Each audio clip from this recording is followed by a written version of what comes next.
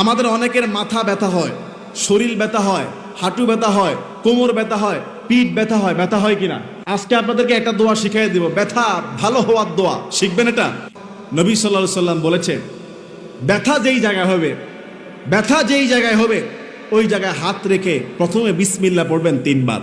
কয়বার বলেন? বিসমিল্লাহ, বিসমিল্লাহ, বিসমিল্লাহ। কয়বার হলো?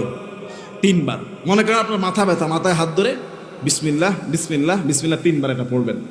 এরপরে ছোট্ট দোয়াটা পড়বেন 7 বার। কয়বার? ছোট্ট দোয়াটা পড়বেন 7 বার। আমি যেমনি পড়েছি হাদিস অনুযায়ী হাত রেখে পড়েছি, সঙ্গে সঙ্গে একটু পরে ভালো হয়ে গেছে। দোয়াটা হলো আউযু বিল্লাহি ওয়া কুদরতিহি মিন শাররি মা আজিদু ওয়া উহাদিরু। কি 30 সেকেন্ডও লাগছে বলতে? ছোট্ট দোয়া।